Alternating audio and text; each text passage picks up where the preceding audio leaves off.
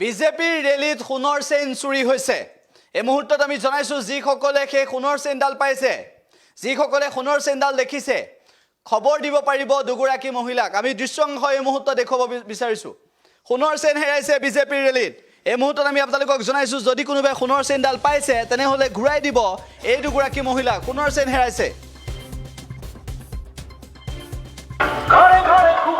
Hello madam car की हाल है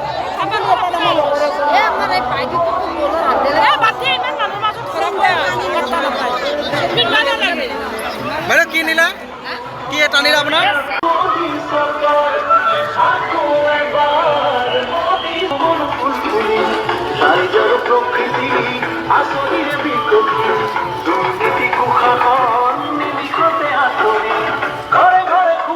hello madam car की हाल है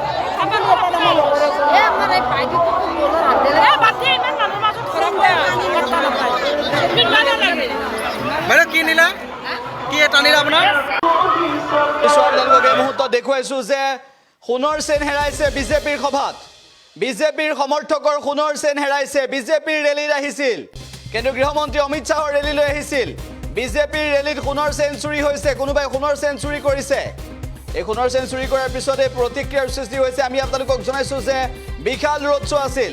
সমৰ্থকৰ সোণৰ চেইন কাঢ়ি নিছে, কিন্তু কোনোবাই যদি চোৰক দেখা পায়, কোনোবাই যদি সেই চোৰটোক ধৰিব পাৰে তেনেহ'লে খবৰ দিব পাৰিব। লগতে এই মুহূৰ্তত আমি আপোনালোকক জনাইছো বিজেপিৰ ৰেলীৰ পৰা সোণৰ চেইন চুৰি হোৱাৰ পিছত ইতিমধ্যে ছ'চিয়েল মিডিয়াতো এই বিষয়টোৱে চৰ্চা লাভ কৰিছে।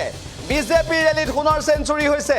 এই ঘটনাক লৈ প্ৰতিক্ৰিয়াৰ সৃষ্টি হৈছে। বিজেপিৰ ৰেলীত সোণৰ চেইন কোনে চুৰি কৰিলে, কোনে সোণৰ চেইন চুৰি কৰিব পাৰে, এই সন্দৰ্ভত তদন্ত কৰিছে। আৰু বৰ্তমান সময়ত জানিব পৰা গৈছে যে সোণৰ চেইন চুৰি কৰাৰ পিছত এতিয়ালৈকে উদ্ধাৰ কৰিব পৰা নাই। বিজেপিৰ ৰেলীলৈ আহিছিল, কিন্তু সোণৰ চেইন ডিঙিৰ পৰা কাঢ়ি নিছে বুলি মন্তব্য কৰিছে।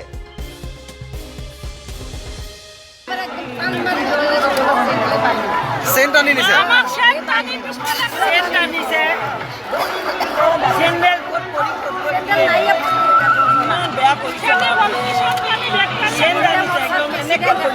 চেইন টানি লৈ গৈছে নেকি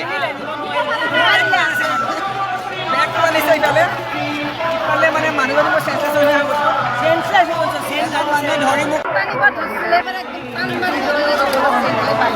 চেইন টানি নিছে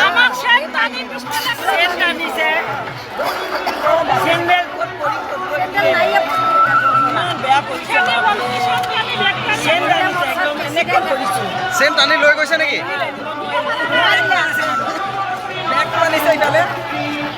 মানে মানুহজনক